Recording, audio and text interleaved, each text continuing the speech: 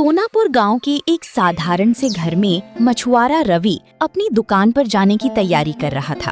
उसकी पत्नी सीमा रसोई से बाहर आई। उसके हाथ में खाली डिब्बे थे। अजी सुनिए, रसोई में आज एक दाना भी नहीं है। मसाले से लेकर सब्जियां तक सब खत्म हो चुकी हैं।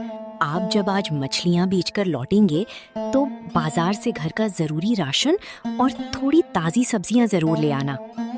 ठीक है भाग्यवान, तुम चिंता मत करो। मैं पहले नदी पर जाकर देखता हूँ कि आज कितनी मछलियां हाथ लगती हैं। अगर आज अच्छी खासी कमाई हो गई तो घर का सारा सामान एक ही बार में ले आऊंगा। अब मैं निकलता हूँ। रवि अपना जाल उठाता है और तुरंत घर से निकल जाता है। नदी के पास पहुंचकर रवि ने पानी की तरफ देखा। पानी का बहाव बहुत तेज था। आज तो पानी का बहाव काफी तेज है। पता नहीं ऐसी स्थिति में ठीक से मछलियां मिलेंगी भी या नहीं। अगर मिल गई तो बहुत अच्छा होगा, नहीं तो आज खाली हाथ ही घर लौटना पड़ेगा। रवि जब वहाँ खड़ा होकर ये सोच ही रहा था, तभी वहाँ से उसका पड़ोसी संतोष गुजरा। रवि को खड़ा देख वो रुक गया। अरे ओ रवि भाई, यहाँ अकेले खड़े खड़े नदी को क्या निहार रहे हो? बड़े परेशान दिख रहे हो, क्या बात है? अरे संतोष, मैंने तुम्हें देखा ही नहीं। मैं भला यहाँ खड़े होकर और क्या सोचूंगा। यही मछलियाँ तो मेरी जिंदगी हैं। बस यही देख रहा था कि आज पानी का बहाव बहुत तेज है। समझ नहीं आ रहा कि जाल डालूं या नहीं, मछलियाँ मिलेंगी भी या नहीं।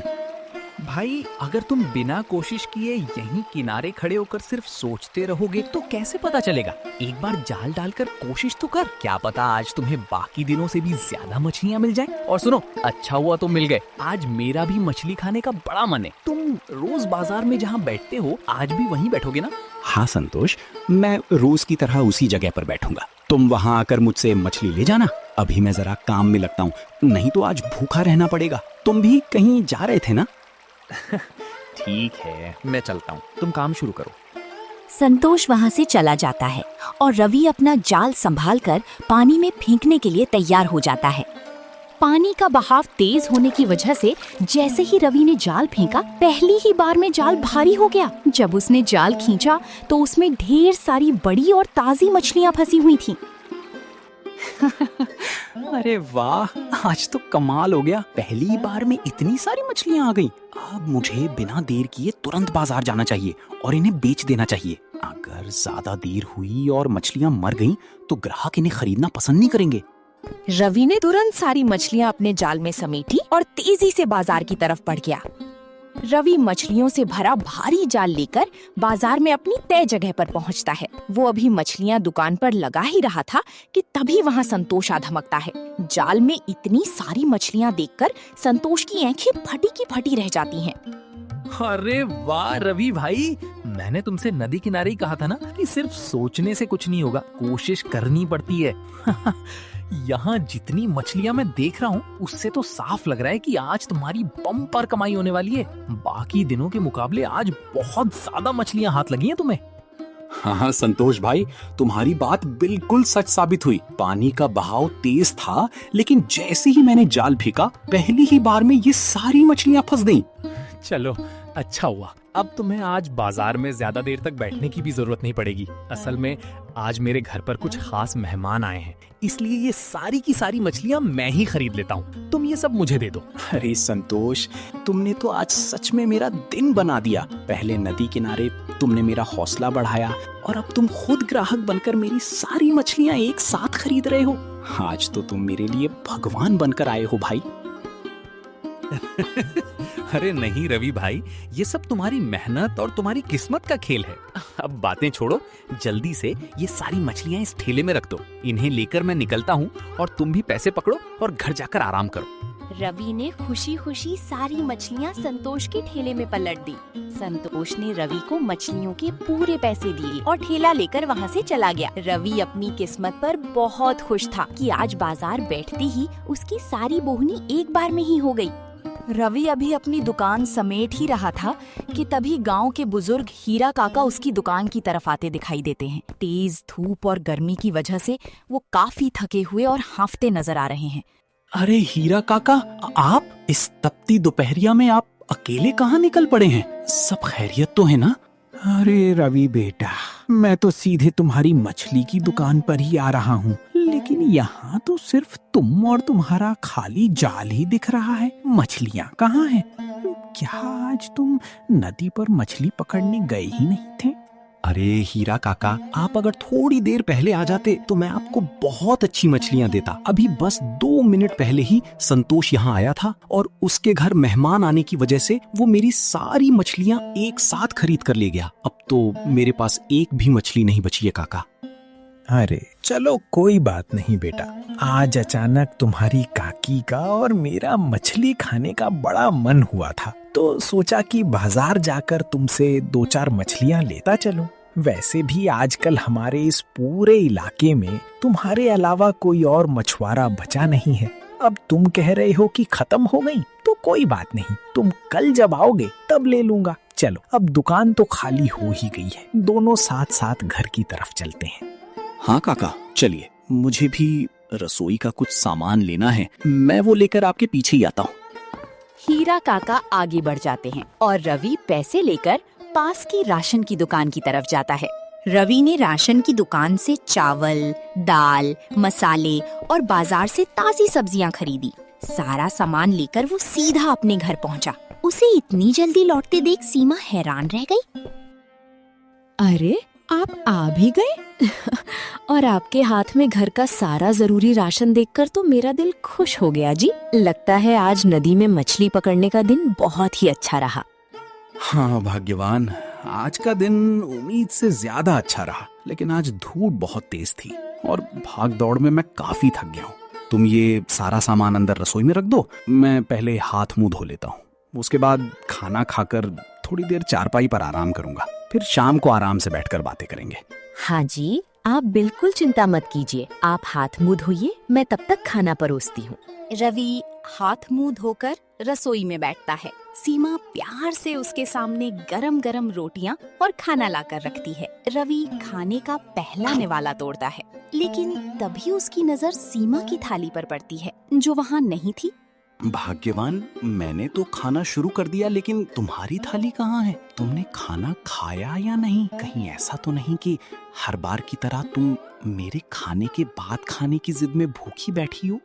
अजी, आप हमारे लिए सुबह सुबह उठकर नदी किनारे जाते हैं, इतनी कड़ी धूप में मेहनत करते हैं, तो भला मैं आपके खाए बिना अकेले कैसे खाना खा सकती हूँ? इसलिए मैं आपके आने का ही इंतजार कर रही थी। अब आप आराम से खाइए, आपके बाद मैं भी खा लूंगी और फिर बर्तन धोकर सारा काम निपटा लूंगी। देखो भाग्यवान, आज तो चलो ठीक है, लेकिन आगे से ऐसा कभी मत करना। अगर मुझे कभी काम में या बाजार में देर हो जाए तो तुम मेरा इंतजार करते हुए भूखी मत बैठा करो, समय पर खाना खा लिया करो। मुझे बिल्कुल अच्छा नहीं लगता कि तुम मेरे लिए इतनी देर तक भूखी रहो। चलो, अब तुम भी अपनी थाली लाओ और मेरे साथ ही खाओ। सीमा अपने पति का प्यार देखकर मुस्कुरा देती है और खाना खाने लगती है। खाना खाने के बाद रवि बाहर बरामदे में बिछी चारपाई पर जाकर लेट जाता है और उसकी आंख लग जाती है। दोपहर की नींद पूरी करने के बाद रवि सोकर उठता है और चारपाई पर बैठ जाता है। शाम ढल रही थी। सीमा रसोई से बाहर आती है। क्या आपकी थकान अब कुछ कम हुई जी? आज आप दोपहर में खाना खाने के बाद काफी देर तक सोए थे। वैसे आज आप रोज के मुकाबले काम से भी बहुत जल्दी लौट आए। हाँ भाग्यवान, आज तो किस्मत ने ऐसा साथ दिया कि एक ही ग्राहक ने मेरी सारी मछलियाँ एक साथ खरीद ली। उसके बाद भी कई ग्राहक आए, यहाँ तक कि हीरा काका भी आए थे, लेकिन मेरे पास मछलियाँ बची ही नहीं थी। मैंने उनसे कह दिया है कि वे कल आकर मुझसे मछलियाँ ले लें। अच्छा, तो ये बात है। खैर, जो भी हुआ बहुत अच्छा हुआ। वैसे आपको तो रोज इसी समय चाय पीने की आदत है। मैं अब भी आपके लिए गर्मा गर्म चाय बना कर लाती हूँ। हाँ भाग्यवान, इस समय अगर चाय की 2 चुस्कियां ना मिलें तो बदन ठीक से काम ही नहीं करता। दिन भर की मेहनत के बाद शाम को चाय पीने का मजा ही कुछ और है। सीमा रसोई में जाती है और थोड़ी ही देर में 2 कुल्हड़ में गर्मा गर्म चाय लेकर आती है। दिन भर की मेहनत के बाद दोनों पति पत्नी साथ बैठकर सुकून के पल बिताने लगते हैं। वाह भाग्यवान, चाय पीकर तो सच में मजा आ गया। तुम्हारे हाथों में तो जैसे जादू है। अरे, आप तो हर रोज मेरी तारीफ करते ही रहते हैं। वैसे जी, आज मेरा भी मछली खाने का बहुत मन हो रहा है। कल जब आप बाजार से लौटें तो घर के लिए भी 2 मछलियाँ लेते आइएगा। हाँ, अगर बेचने के बाद कुछ बच जाए तभी लाना, नुकसान उठाकर मत लाना। अरे मेरी प्यारी भाग्यवान, तुम नुकसान की चिंता छोड़ो। तुम्हारा खाने का मन हुआ है ना, कल मैं खास तौर पर हम दोनों के लिए ताजी ताजी मछलियां बचाकर घर लाऊंगा। चलो अब तुम रसोई में जाकर रात का खाना बना लो, फिर साथ बैठकर खाएंगे। सीमा मुस्कुराते हुए रसोई में चली जाती है। रात का खाना खाने के बाद दोनों सुबह जल्दी उठने की बात करके सो जाते हैं। अगली सुबह रवि अपनी चाय पीकर जाल उठाता है और दोबारा नदी की तरफ निकल पड़ता है। वो मन ही मन सोचता है कि आज उसे हीरा काका और अपनी पत्नी के लिए ज्यादा मछलियाँ पकड़नी है, क्योंकि पूरे इलाके में उसके अलावा कोई दूसरा मछुआरा नहीं है। रवि नदी किनारे पहुंचकर जैसे ही अपना जाल संभालता है, तभी वहाँ एक अनजान शख्स आकर खड़ा हो जाता है। वो हुलिये से दूसरे गाँव का मछुआरा लग रहा था। अरे भाई, तुम सोनापुर गांव के रवि मछुआरा हो ना? हाँ भाई, मैं रवि ही हूँ, लेकिन आप मुझे कैसे पहचानते हैं? आपका नाम क्या है और आप कहाँ के रहने वाले हैं? मैंने आपको यहाँ पहली बार देखा है। मेरा नाम रंजीत है और मैं पास के धर्मपुर गांव का मछुआरा हूँ। मैंने सुना है कि तुम्हारे इस पूरे इलाके में तुम्हारे अलावा कोई दूसरा मछुआरा है ही नहीं। तब तो भाई तुम यहाँ मछलियाँ बाजार के भाव से कहीं ज्यादा दाम पर बेचते होगे। आखिर लोगों की मजबूरी है, उन्हें तुमसे ही खरीदनी पड़ेगी। हमारे गांव में तो बहुत मछुआरे हैं और नदियां भी खाली हो चुकी हैं, इसलिए आज मैं यहाँ किस्मत आजमाने आया हूँ। अरे रंजीत भाई, मुझे बेईमानी का एक पैसा भी नहीं चाहिए। मैं यहाँ अकेला मछुआरा हूँ। इसका मतलब ये नहीं कि मैं लोगों की मजबूरी का गलत फायदा उठाकर ज्यादा पैसा कमाऊं। मैं पूरी ईमानदारी के साथ काम करता हूँ। बाजार में मछलियों का जो सही भाव होता है, मैं उसी भाव पर बेचता हूँ। किसी भी स्थिति का अनुचित लाभ उठाना मेरे संस्कारों में नहीं है। वाह भाई रवि, मानना पड़ेगा, तुम बड़े ईमानदार इंसान हो। आजकल के जमाने में ऐसे लोग मिलते ही कहाँ हैं। दूसरों का तो पता नहीं, लेकिन अगर तुम्हारी जगह मैं होता तो इस मौके का पूरा फायदा उठाता और फटाफट दाम बढ़ाकर अमीर बन जाता। मेरा मानना है कि अगर मैं ईमानदारी के रास्ते पर चलूंगा तो भगवान मुझे कभी मुसीबत में नहीं पड़ने देंगे और एक ना एक दिन सफलता जरूर मिलेगी। खैर, अगर हम दोनों मछुआरे यूं ही बातें करते रहेंगे तो पेट नहीं पाल पाएंगे। चलिए काम शुरू करते हैं। रवि, मुझे तुम्हारी ये ईमानदारी बहुत पसंद आई। देखना, भगवान तुम्हें बहुत जल्द इसका फल देंगे। लो, शायद तुम्हारी ईमानदारी का फल मिलना शुरू भी हो गया। देखो, तुमने अभी जाल डाला और एक ही बार में इतनी सारी मछलियां फंस गईं। रवि ने देखा तो सचमुच उसके जाल में उम्मीद से भी ज्यादा भारी और बड़ी मछलियां तड़प रही थीं। अब तुम बिना देर किए बाजार जाओ और इन्हें बेच आओ। तब तक मैं यहीं रुककर कुछ और मछलियां पकड़ने की कोशिश करता हूँ। रवि ने रंजीत की बात सुनी, मछलियों से भरा जाल उठाया और बिना कुछ कहे बाजार की तरफ चल दिया। लेकिन चलते चलते उसके दिमाग में एक बात खटक रही थी। ये रंजीत नाम का आदमी अचानक आया कहाँ से और इसकी बातें इतनी अजीब क्यों थी? रवि मछलियों का भरा जाल सिर पर रखकर बाजार की तरफ बढ़ रहा था, लेकिन उसके दिमाग में अभी भी नदी किनारे मिले उस अजीब मछुआरे रंजीत की बातें घूम रही हैं। आज नदी किनारे जिस आदमी से मैं मिला वो मुझे कुछ अलग ही लगा। पता नहीं क्यों उसकी बातें भी कुछ अजीब सी थी। पहले तो उसने मुझे लोगों की मजबूरी का फायदा उठाकर बेईमानी के पैसे लेने की सलाह दी और हैरानी और सोच से, और फिर अचानक मेरी ईमानदारी की तारीफ करने लगा। खैर, मुझे दूसरों से क्या लेना देना, मैं तो हमेशा ईमानदारी के रास्ते पर ही आगे बढ़ता रहूंगा। रवि अभी बाजार के मोड़ पर पहुंचा ही था कि सामने से हीरा काका आते हुए दिखे। रवि को देखकर उनके चेहरे पर रौनक आ गई। अरे वाह रवि बेटा, आखिर तू मछलियां लेकर आ ही गया। कल तो लगता है हमारी किस्मत में मछली खाना लिखा ही नहीं था, इसलिए आज मैं समय से थोड़ा जल्दी ही घर से निकल आया ताकि तुझसे पहले ही मिल जाऊं। वैसे आज की मछलियां तो बड़ी ताजी और बढ़िया लग रही हैं बेटा। इन्हें खाकर तो सच में आनंद आ जाएगा। हाँ हीरा काका, आज की मछलियाँ बहुत ताजी हैं। कल मैं थोड़ी ही मछलियाँ पकड़ पाया था और संतोष सब ले गया था, जिसकी वजह से आपको खाली हाथ लौटना पड़ा था। इसी बात को ध्यान में रखते हुए आज मैंने नदी से कल के मुकाबले दुगनी मछलियाँ पकड़ी हैं, ताकि कोई भी ग्राहक को निराश होकर वापस ना जाना पड़े। ये तूने बहुत अच्छी बात सोची रवि। एक काम कर, मुझे इनमें से 2 अच्छी और बड़ी मछलियां दे दे। और हाँ, पैसे मैं तुझे शाम को दूंगा, या तू मेरे घर आके ले जाना। अभी मैं जल्दबाजी में पैसे साथ लाना भूल गया हूँ। अरे हीरा काका, आप पैसों की चिंता क्यों करते हैं? आप बस ये मछलियाँ ले जाइए और आराम से मजे लेकर खाइए। पैसे आप जब चाहें तब दे दीजिएगा, इसमें कोई भी दिक्कत नहीं है। आप हमारे बुजुर्ग हैं। रवि ने तुरंत जाल से 2 सबसे अच्छी मछलियाँ उठाईं और हीरा काका के हाथ में थमा दिया। ठीक है रवि बेटा, बहुत बहुत धन्यवाद। मैं शाम को खुद आकर पैसे दे जाऊंगा। अभी तुम यहीं आराम से अपनी दुकान लगाओ। आज मछलियाँ बहुत ताजी हैं, देखना जल्दी ही सारी बिक जाएंगी। हीरा काका हाथ में मछली लेकर अपने घर की तरफ लौट जाते हैं। रवि उन्हें जाते हुए देखता है और बाजार में अपनी दुकान लगाने की तैयारी करने लगता है। रवि अपनी तय जगह पर बरगद के पेड़ के नीचे अपनी दुकान लगाकर बैठ गया। उसने मछलियों को अच्छे से सजा कर रखा और ग्राहकों का इंतजार करने लगा। लेकिन धीरे धीरे दोपहर होने आई, पर उसकी दुकान पर एक भी ग्राहक नहीं फटका। बाजार में लोग तो थे, लेकिन कोई भी मछली खरीदने के लिए नहीं रुक रहा था। आज जोश में आकर मैं इतनी सारी मछलियाँ पकड़कर तो ले आया हूँ, लेकिन पता नहीं इन्हें बेच भी पाऊंगा या नहीं। आज तो बाजार में रोज के मुकाबले लोग भी कम दिख रहे हैं। इतनी सारी मछलियाँ अगर बिकी नहीं और इन्हें घर ले जाना पड़ा तो कोई खास फायदा नहीं होगा। हम 2 लोग आखिर कितनी ही मछलियाँ खा पाएंगे, बाकी तो सब सड़ जाएंगी।